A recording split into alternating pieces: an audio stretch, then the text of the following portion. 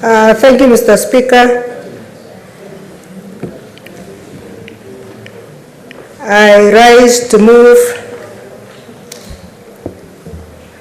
the Kenyan Sign Language Bill 2023, Senate Bills number 9 of 2023. Mr. Speaker, even before I move, I would like to inform the House that this week is the International Week for the Deaf, and so it is a very appropriate time for us to move this bill.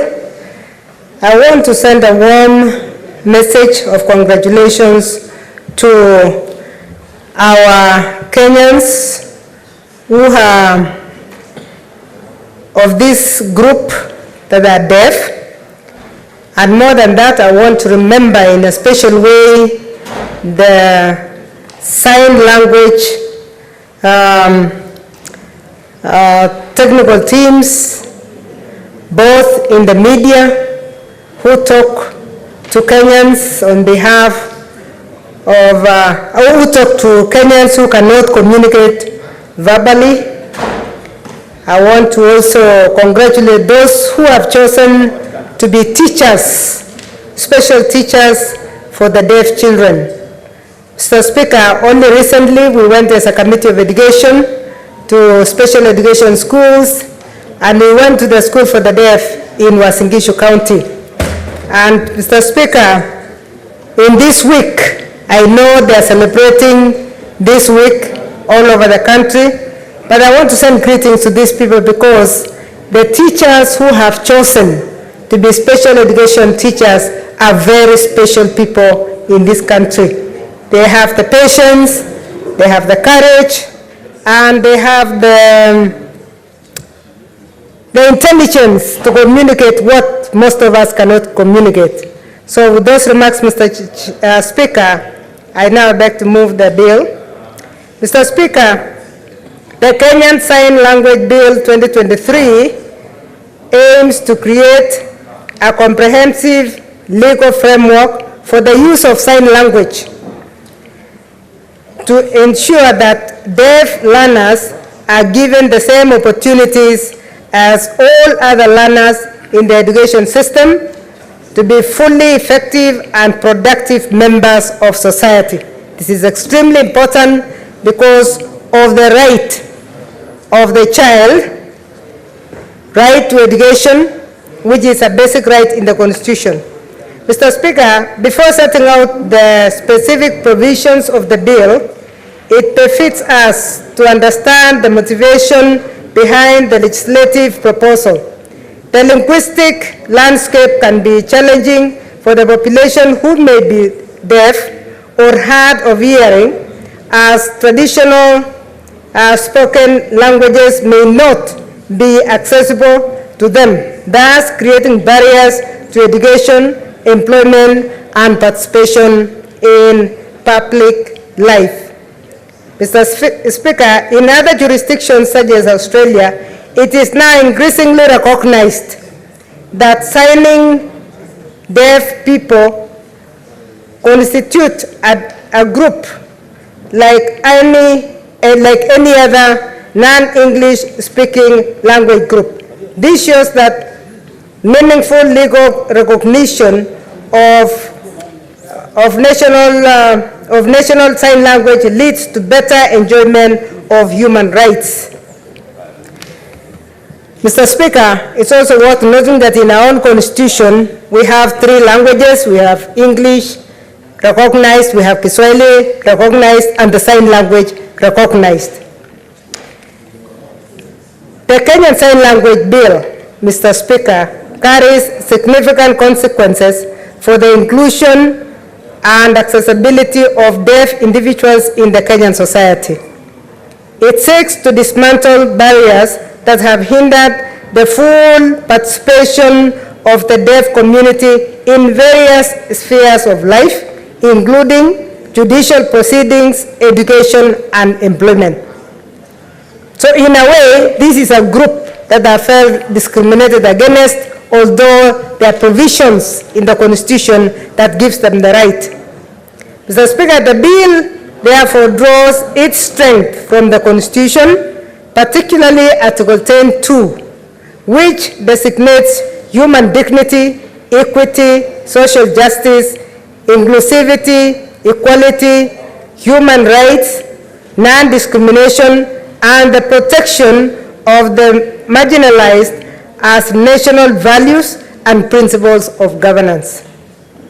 Furthermore, Article 7(3)(b) of the Constitution emphasizes the promotion of indigenous languages as the Kenyan Sign Language, Braille, and other communication formats accessible to persons with disabilities. Similarly, Article 54(1)(d) stipulates that a person with any disability is entitled to use sign language, Braille, or other appropriate means of communication. The Constitution, therefore, envisions that public institutions shall establish facilities to ensure the inclusion of deaf persons and those who are hard of hearing in their processes. Mr. Speaker, sir, Clause 4 of the bill provides formal recognition to the use of Kenyan Sign Language by the deaf or those of hard hearing, emphasizing its importance in communication. Mr. Speaker, Clause 5 of the bill outlines the duties of both the national and the county levels of government regarding the sign language development. Mr. Speaker, this includes consulting with the deaf community on matters relating to its development, use, and promotion, using sign language in government services and public information, providing free interpretation in Kenyan Sign Language to those who rely on it for accessing statutory entitlements or services, and ensuring information relating to public services is accessible through the Kenyan Sign Language. On the other hand, Clause 6 ensures that a person whose first or preferred language is the Kenyan Sign Language is entitled to use Kenyan Sign Language in legal proceedings. Judicial officers are therefore required to ensure that competent and recognized interpreters are available during such proceedings. And this is extremely important, Mr. Speaker, because somebody who is deaf or hard of hearing in this country, when they go to court, they go there at the mercy of whoever is available in the judicial system. This bill is going to make it compulsory and to make it mandatory that these people are facilitated properly. In fact, there are cases where somebody, a parent or a guardian, takes such an individual and changes the meaning of what they would like to pass, even in court. So it is very important that they are able to be independent at the stage when they require to use this language to communicate. Mr. Speaker, the bill obligates the Cabinet Secretary for Education to provide educational support for deaf learners. This support includes teaching methods that cater for their understanding of curricula, assistance in acquiring competence in the use of English and Kiswahili languages, teaching Kenyan Sign Language in the sign form, setting aside funds for educational materials, offering courses on Kenyan Sign Language and interpretation in teacher training institutions, providing placement for teachers of the deaf or hard of hearing children, and ensuring accessible reading materials in English, Kiswahili, and Kiswahili for the deaf community. Mr. Speaker, it is good to note that when we had public participation for this bill, we were very much surprised by parents who came in and said, the deaf children in particular have had a lot of conflict as far as communication is concerned. Because at home, the families have adopted a way of communicating with them, which is just known to the family. Then when they go and meet with other children, the other children sign also differently. Then beyond that, when they go to, if they don't have a unified way, they actually hardly communicate with everybody. And a deaf child, Mr. Speaker, is a very unique child, because this is a child who is well in all ways, except they cannot communicate. So it is extremely important, and that is why it's very important in this bill that the Cabinet Secretary of Education considers these very special children in a way that they be provided for at a very early stage. In fact, somewhere in the bill, we have also mentioned that for these children to be in school under the integrated system, because internationally the issue of integration is coming up, that special children do not really have to be alone. So how do we ensure that they are not alone? There is a proposal that we are putting in this bill that we would actually like KCD to have a curriculum that can be enjoyed by all our children. Mr. Speaker, children at the age of 6 can learn anything. They can learn 10 languages. They can talk in Kiluya, talk in Kikuyu, talk in Kalenjin, talk in Kiswahili, talk in English at the same time, and communicate to different people differently. Sign language is one of those languages we want to introduce. So this bill is trying to introduce that, because it will be fun for the children, but more, it will enable us to integrate these children. So the Cabinet Secretary has a lot of obligation here to get materials that can be taught, and not only taught in the school, but also in the training institutions. Because what we need is teachers who can communicate. If a child who is deaf or hard of hearing goes to a school, and we find that there are a lot who go to school currently, who go to any nearby school, because this is a special child whom the parents have not even decided where they will take them to. You find that they go to regular schools with the other kids, but when they go to school, they cannot communicate with anybody. So we are also proposing in the bill that actually these materials should be spread to other schools. We don't want it even to be a club, but we want all the children to learn it. But I'll be mentioning that again a bit later. Mr. Speaker, the bill mandates the Kenya Institute of Curriculum Development to develop, review, and approve appropriate programs, curricula, and curriculum support materials for learners who are deaf or hard hearing. Mr. Speaker, additionally, the bill requires the Cabinet Secretary, in consultation with relevant bodies, to develop a national system of standards, accreditation, and procedures for the Kenyan Sign Language interpretation. This is done with input from members of the Deaf Society. This should be done with input from members of the Deaf Society, Deaf community. This also empowers the Cabinet, this bill also empowers the Cabinet Secretary, in consultation with the Kenyan National Accreditation Agency and members of the deaf community, to regulate the provision of Kenya Sign Language interpretation. Mr. Speaker, it is very important that this is regulated.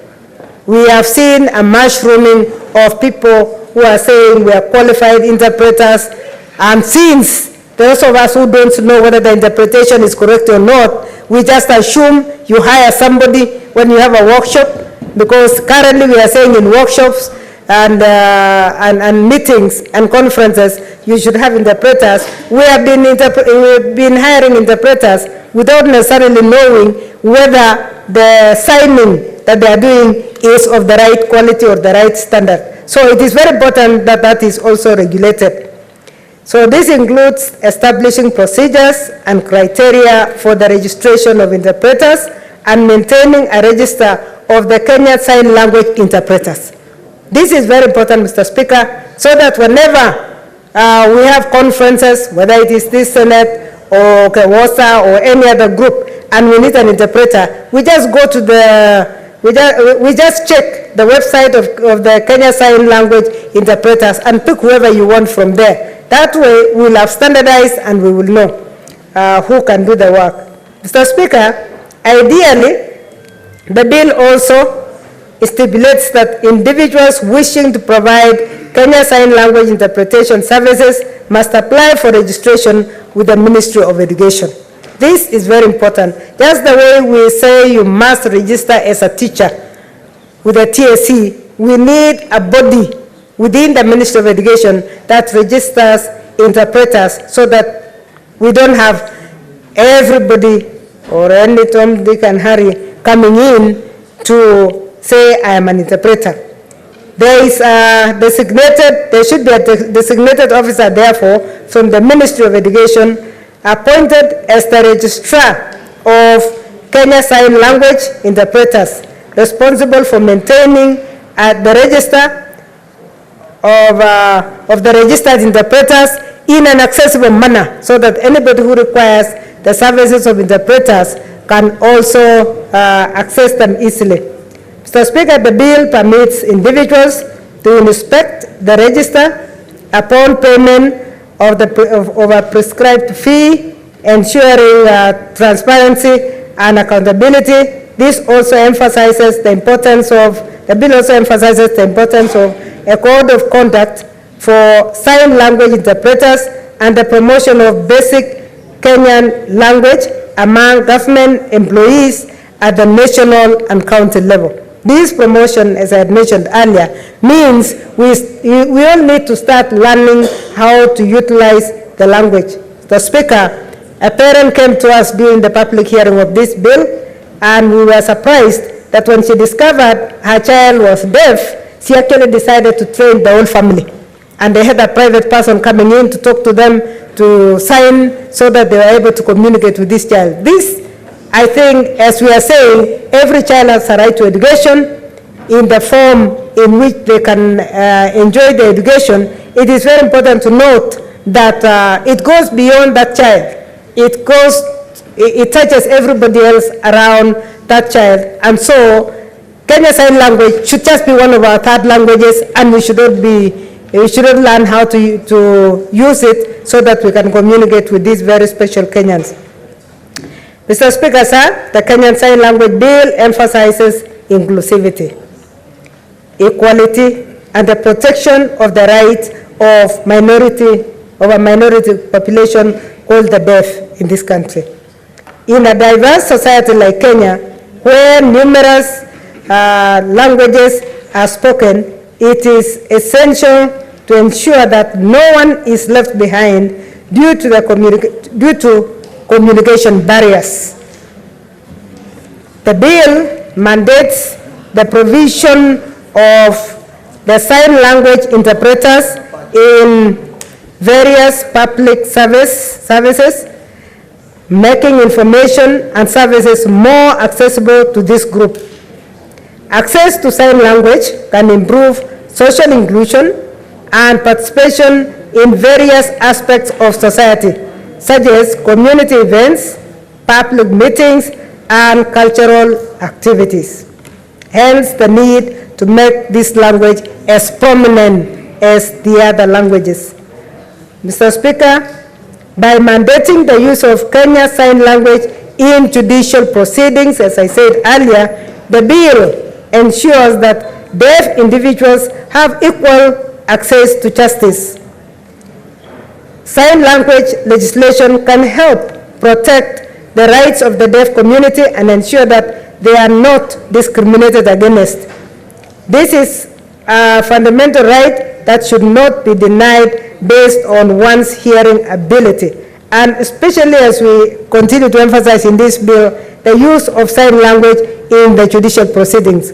There are people who have even lost land, Mr. Speaker, because they did not know the transaction was going on as communications were happening, even when they were sitting next to the persons. So it is very important that we provide a way of communication for them, and hence the importance of the sign language and the sign language bill.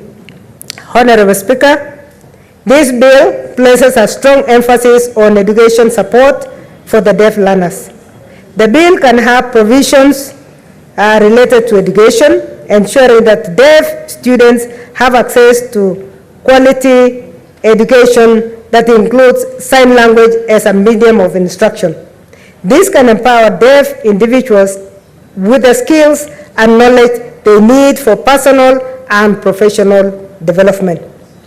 Mr. Speaker, although the integrated education system is dominant in Kenya, local schools that accommodate learners with disabilities encounter great challenges in creating an inclusive setting. Promoting the use of sign language and providing support for deaf individuals in education and employment, such legislation can enhance their access to job opportunities and reduce discrimination in the workplace. Mr. Speaker, when we went to the school for the deaf in Eldoret, we saw the challenges that the teachers encounter. Basically, because the teaching materials that are given to these schools are exactly the same as the teaching materials that are given to other schools. We also discovered that there is no provision on the ratio of the learners against the teachers. Because for a special child, the ratio has to be different because of the attention that these children require. And we discovered that there are still many challenges which this bill is trying to cure. Mr. Speaker, this legislation therefore seeks to acknowledge the status of the Kenyan Sign Language as a legitimate and distinct language in the Constitution. This recognition is essential in preserving linguistic diversity and cultural heritage.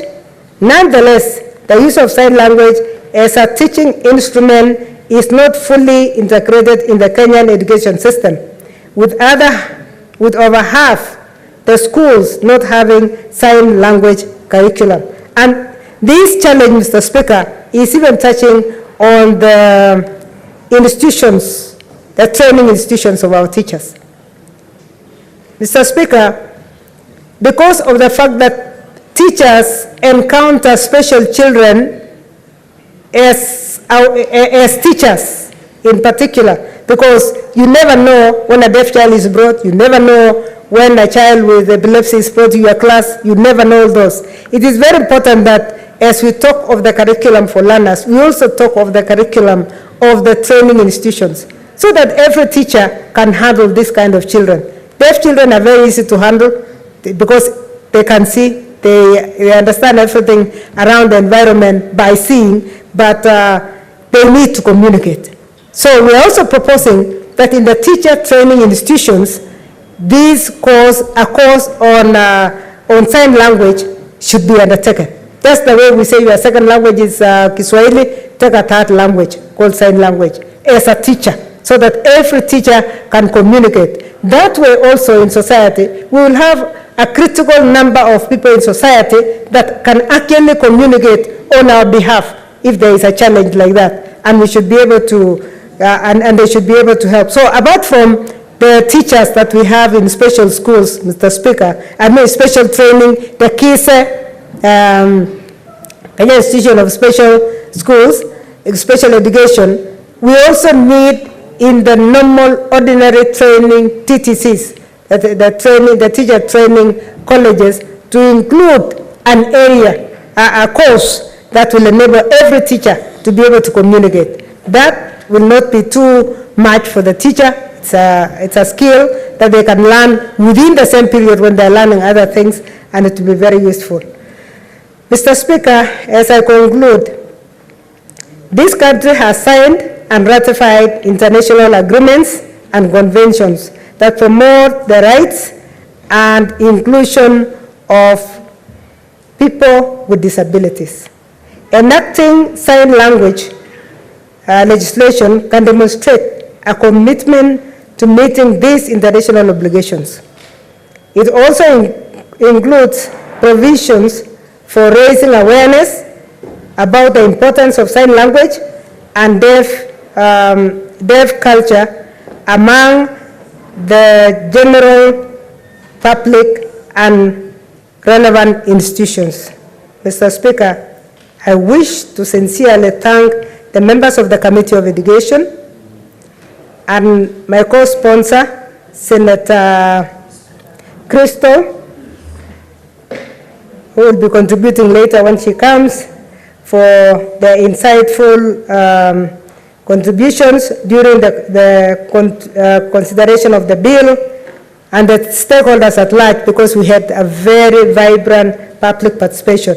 I would also like to recognize in a very special way the senator who worked with me in the last Senate, Senator Musuruve, who was really part and parcel of this bill, because we started the bill with her, and she did a lot of contribution at the beginning, because it's one bill that was picked in this Senate. I want to recognize her in a very, very special way. Senator Musuruve did a very good job on this bill.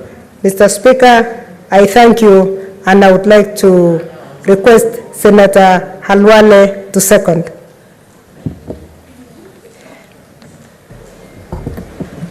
Thank you, Mr. Speaker. Mr. Speaker, I would like to congratulate my sister, Professor Margaret Kana, for giving me this opportunity to second this very important bill.